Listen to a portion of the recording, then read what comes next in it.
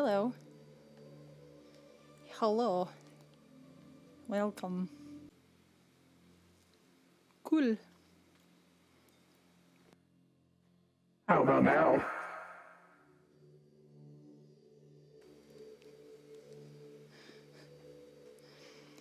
Awesome. I have been working today on a story I've been reading in segments. If you're just now coming in here and you haven't been here before, I apologize that you might be a little lost, but maybe this will make you want to go back and listen to the ones that are already on here.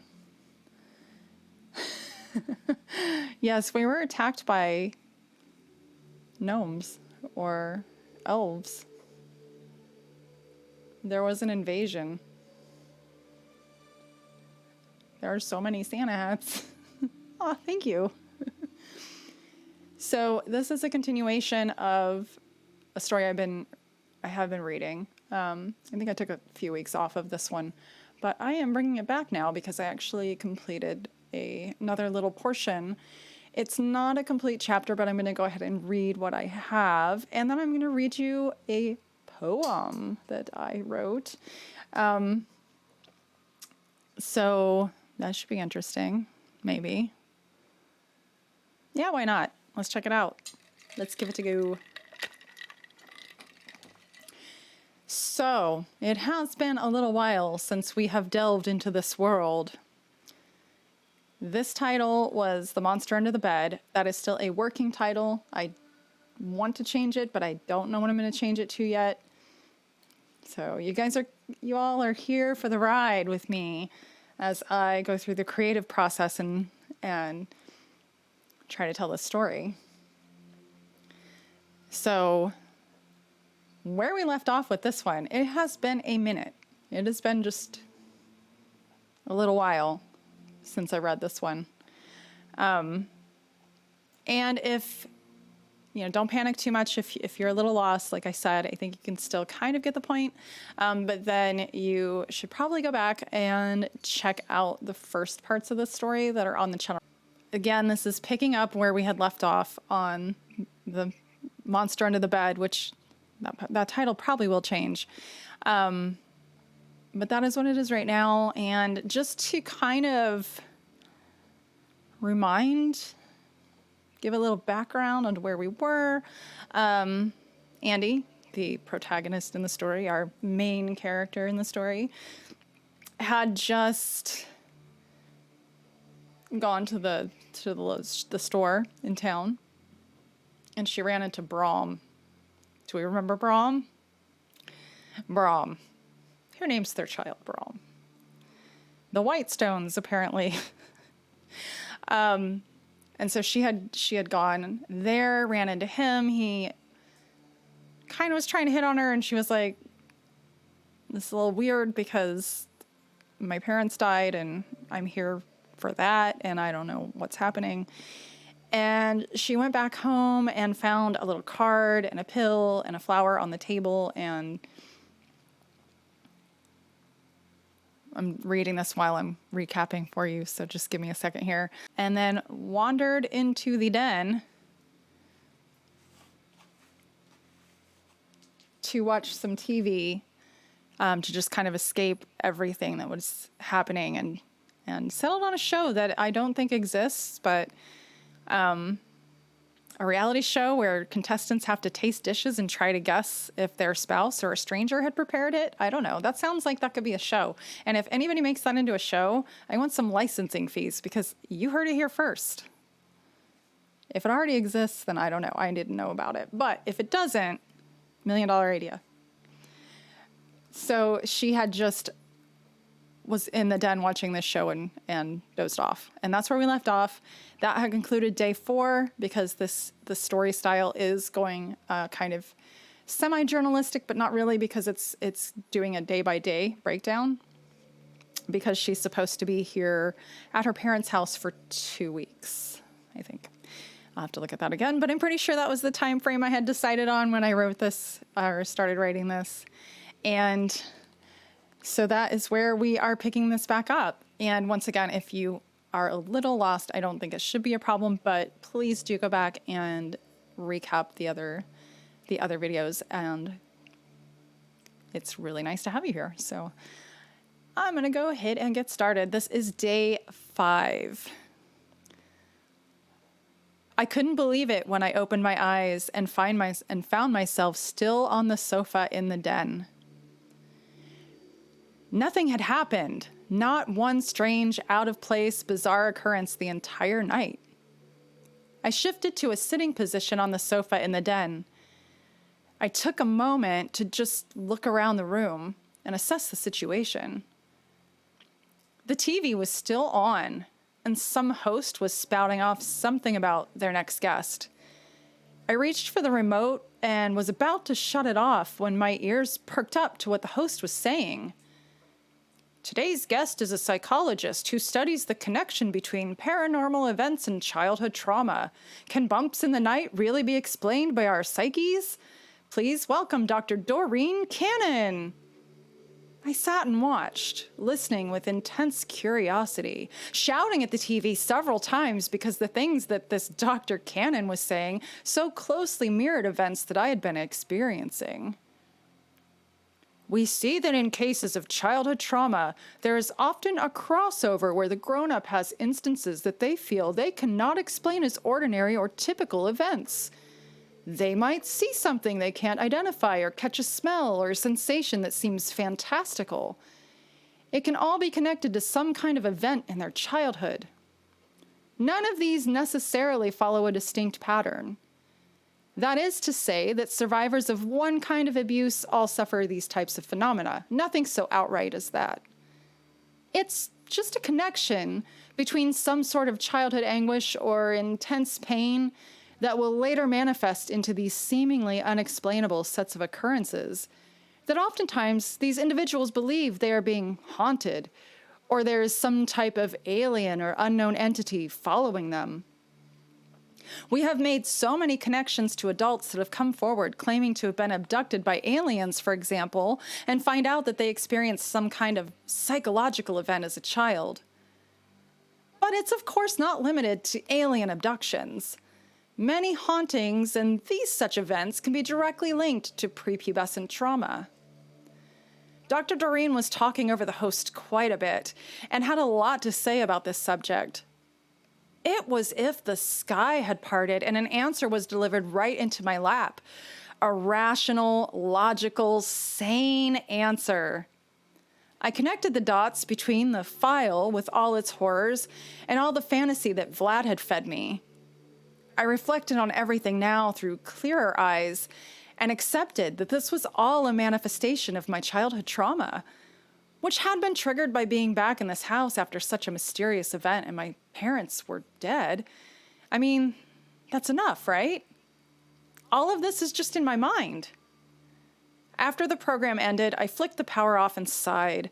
Relief washed over me and settled into every cell. I headed up the small carpeted stairs to the kitchen. All of my previous hesitation had been replaced by purpose. I had to get to work on packing everything up, and I had dinner plans with Lucy later. I wanted to get all the dirt on Brahm and see if she'd heard from Adam. I was hopeful since the first time since arriving here. On my continuously careful feet, I entered the kitchen.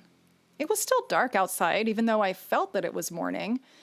I looked at the clock on the microwave for some kind of confirmation.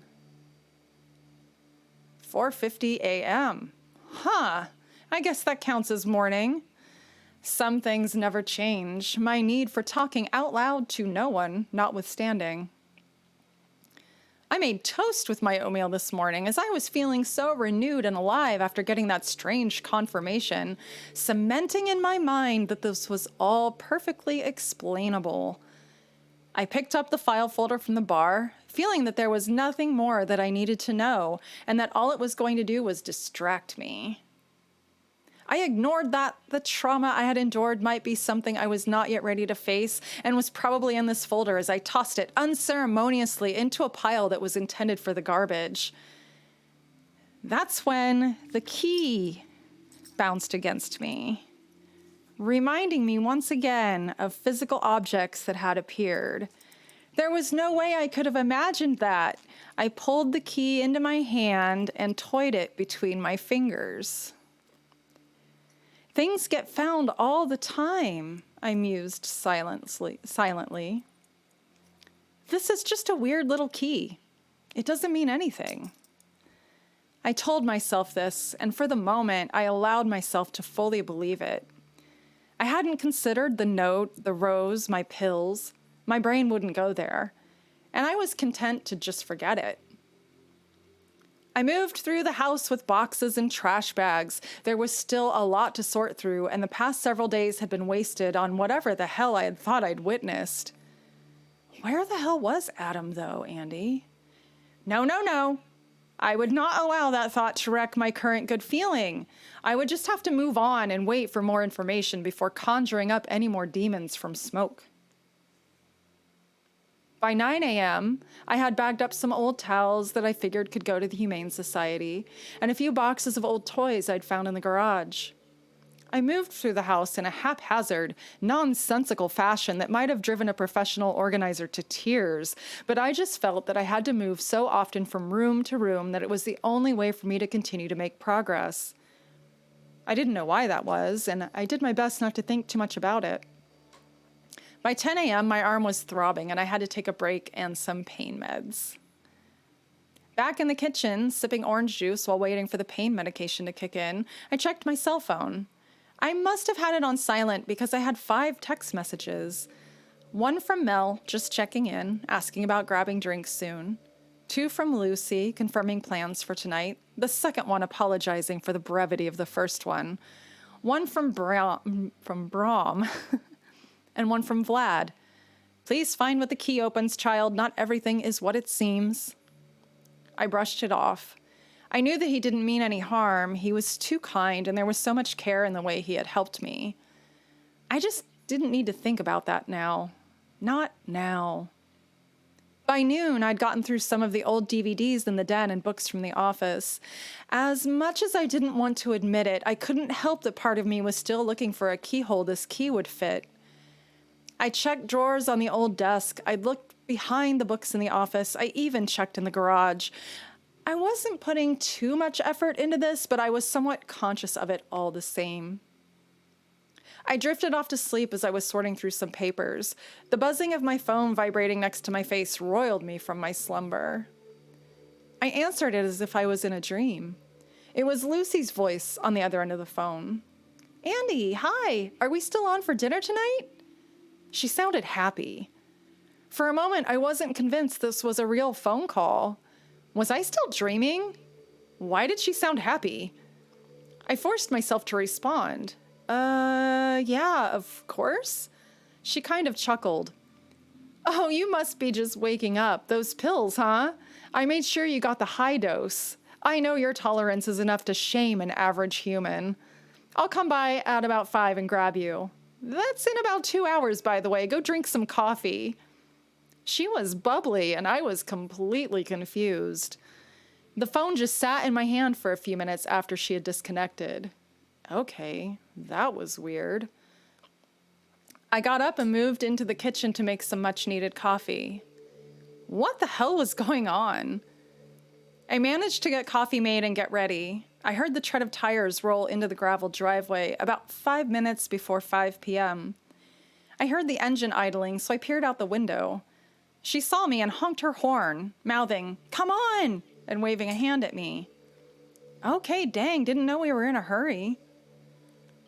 I stepped up into the passenger seat with a minimal amount of effort.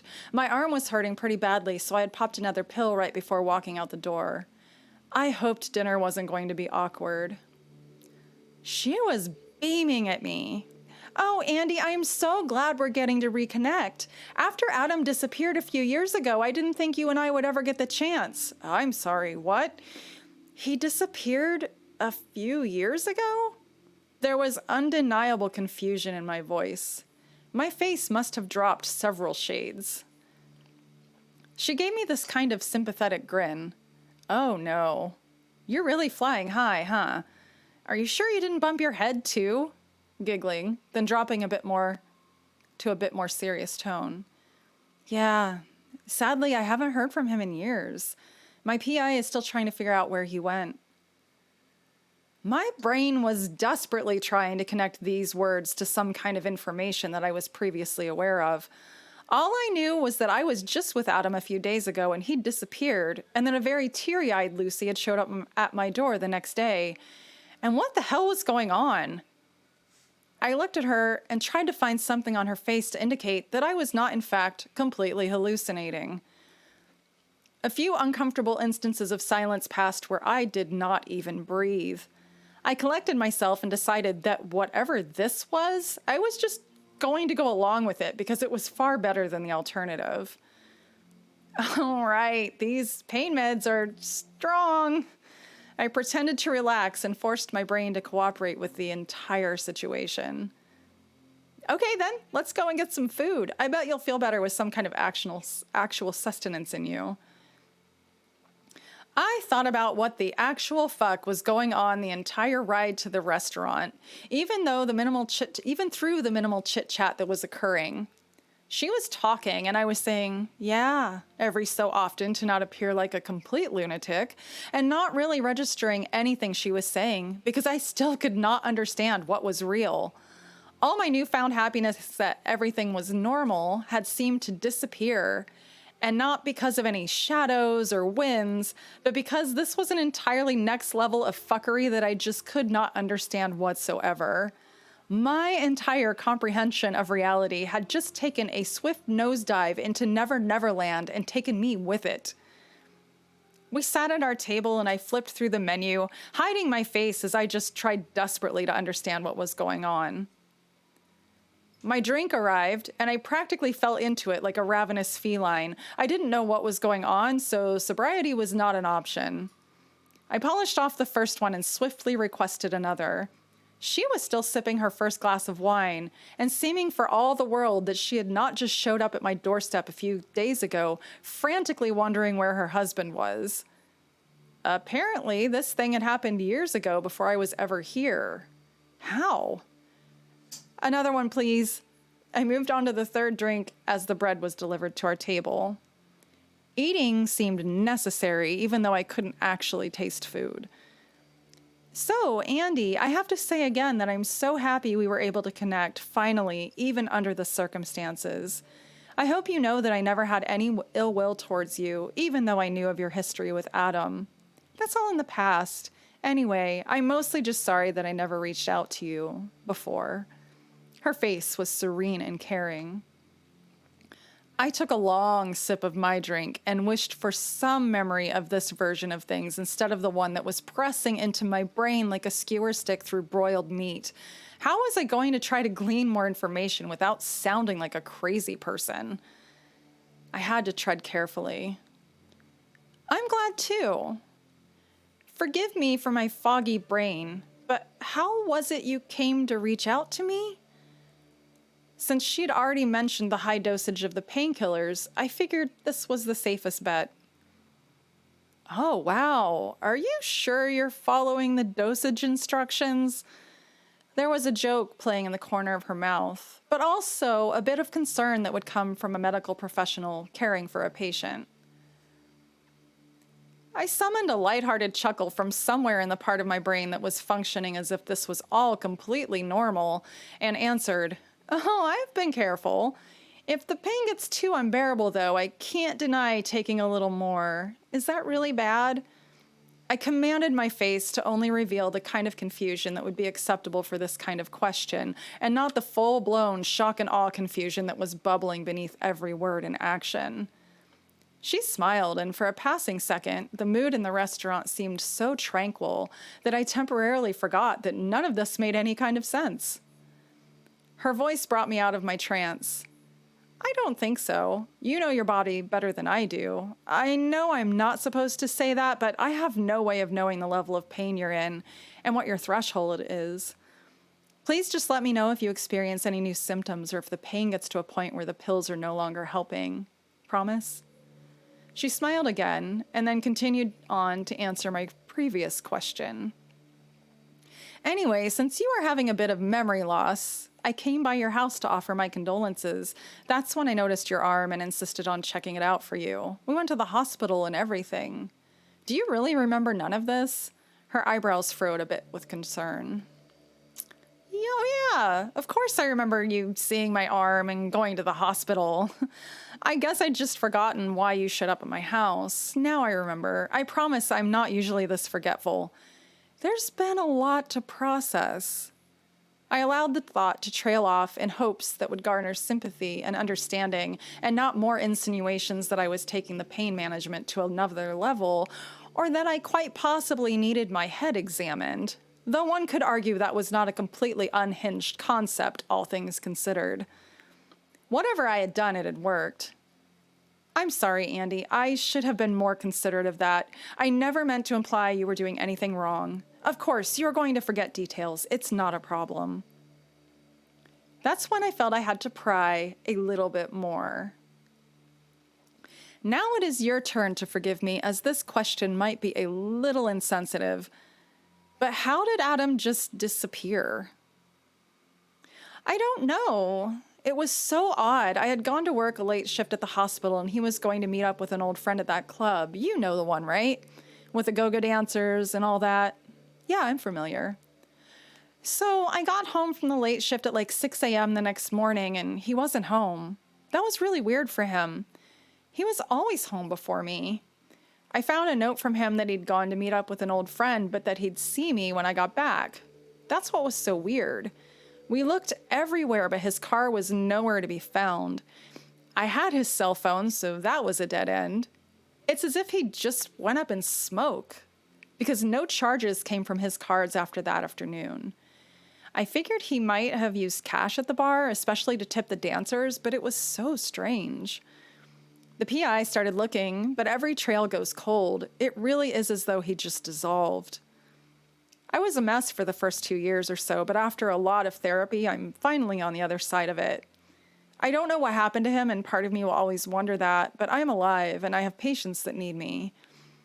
I had to do a lot of soul searching. I think maybe when Brenda Lewis approached me to tell me about their affair, that was probably when I was able to actually move on.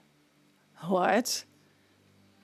Wait, he was cheating on you with Brenda? I remembered Brenda from school. She was one of those popular girls who treats everyone like they're best friends to their face, but as soon as their backs are turned, the other face shows. She tried to befriend me once, but I saw right through her bullshit. I never outright told her to get lost, but I kept her at a safe distance. Thinking of it now, she had dated Kevin Asher, one of the boys who had been brutally murdered in the woods all those years ago. Kevin had asked me out on a dare, only to laugh in my face, then continue to harass me every day thereafter, even leaving me little gifts in the form of clay phallic sculptures in my locker from time to time. I was not unhappy that he had died. Yeah, that heinous hussy. Wow, that was a mouthful for the very proper Lucy Whitestone. I'm sorry, that must have been hard. During the course of the meal, she had polished off her glass of wine and 2 cocktails. She was loosening up quite a bit, finally. She laughed. Ha, not really, no. I kind of always knew he was up to something. You know how you just know? I just knew. By the time she had confessed this to me, I had already discovered pictures on his computer. Am I still a little worried about what happened to him? Of course, I'm a human being. But to say that I'm dysfunctional over it all at this point would be a lie. How was I going to switch this topic over? I didn't really want to talk about the nefarious adventures of Adam Mills anymore because I still didn't understand what the hell had happened at my house a few nights ago. And if Adam was already missing, then how was he at my house? I had completely forgotten about Brahm. That would be a good change of subject, I figured. Speaking of men, what can you tell me about your brother, Brahm? I raised an eyebrow. Lucy's grin told me more than she was about to say. He told me he ran into you the other day. I wondered when you would bring him up. He said you asked him to give you a ride to your parents' service. You could have asked me. She was teasing me. It was obvious by the tone in her voice. I'm glad you ran into one another. It's so bizarre how similar the two of you are, actually. I still did not understand how Adam had been at my house. I was doing some extreme mental gymnastics right now, and I was beginning to feel the fuzzy effects of drinking. Blessed be. What did he say about me? I'm kind of surprised he talked to you about me at all. He was extremely happy, of course. He's always had his eye on you. I guess he just didn't notice all those years ago. That could not have been true, could it have? I suppose it might have been possible. I'd been so distracted in my youth dealing with the bullies that never gave me peace that it probably was not that shocking that I missed that a boy a little older than me was interested in me. I had assumed that no boy at the time would have given me a second glance, especially not one like Brom Whitestone. But I barely remember those days now. It was a lifetime ago, and so much has changed since. I think he's going to really try to get to know you better while you're here. He knows the timing is terrible too, but you know what they say. Life is short. I mused over that for a moment. Now that I was doubting what I had sworn had happened just a few nights ago with Adam, it seemed maybe I didn't have anything to worry about by having a male in my house after all. I mean, yeah, I had chalked all of that up to childhood PTSD and all of that, but there was a nagging voice in my head now that wasn't there this morning, and it was not letting up. I chose to ignore it for now. As Lucy settled up the bill, she insisted. I pulled out my phone and flicked through. There was another text from Brom. I know you are out with my sister. I hope she doesn't embarrass me too much. Text me later. I might, Brom Whitestone. I just might. And that's where I ended this little portion. So again, that is The Monster Under the Bed. You can go back and check out the previous broadcasts with that title and get caught up so that that now makes sense if you're just now tuning in. And that's what I have for that. And then I did also say a bonus. I was going to do a little poetry reading. So as a vocalist in a band, and I've always written a lot of lyrics, and a lot of lyrics just end up sitting in files and folders and notebooks, and because I don't type those are handwritten on bits of paper, so I have all these bits of paper all over the place, and only a few of them have been transferred into the digital format. But this one was always kind of more a poem and not necessarily lyrics. And this one is called Dust and Ash. There are swarms of locusts in my head. I can't hear you or anything you're saying. Your lips are wrapped in carcasses. The smell fills my nostrils and the room keeps spinning. I'm not dizzy, but the room keeps spinning. I'm standing, but the room keeps spinning. Flowers in neat little vases line the tombs and the room keeps spinning. Everything is dust and ash today. It covers all that I survey. My hands are numb from fist's angry blow, which I thought was against something soft until my bones reminded me that was not so. Fragile like a baby bird's rib cage, my heart's angry intercourse sated the blade inside it without thought, without care, without remorse. Sling the ink of your ultimatums across bare bones, bated breath wasted on meaningless tomes. Wear me like a crown, a prize of rubies shining bright, shining like stars blowing out the light. Another lie on which to choke, open mouth but only smoke, bullets long impotent, shells violently torn open and spent. Their seeds all came and went, spilled across the open womb of another boar, a gaping sore, one more score. I am standing still, but the world is spinning. Beneath my feet, the dirt is cracking. A swarm of locusts in my head, and I can't hear you or anything you've said. I'm ancient. I'm the crypt keeper. I'm here to take your soul. I'm here for your soul.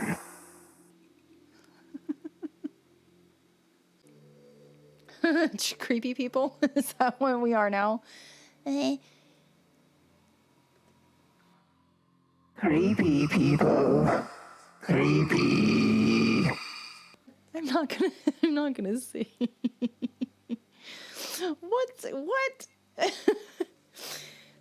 I am not singing. No. I have no effects.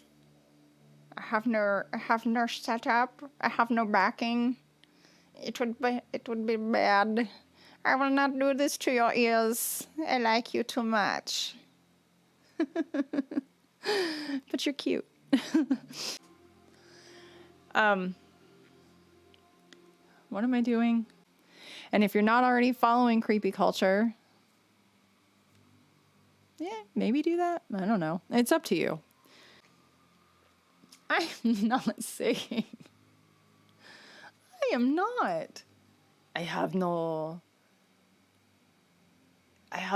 inspiration. I have no oomph. There is no deep desire in me to sing these songs. I don't know. I wouldn't even know what to sing, so I'm gonna go. Because I could just sit here and babble. But you have lives or something and stuff, so I am not gonna do that to you. I am gonna respect that you have other things happening.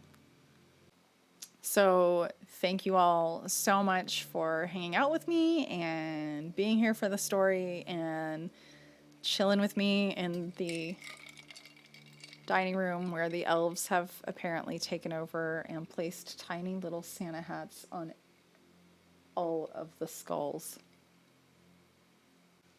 You're all awesome. You're the best. Have a good night. Bye.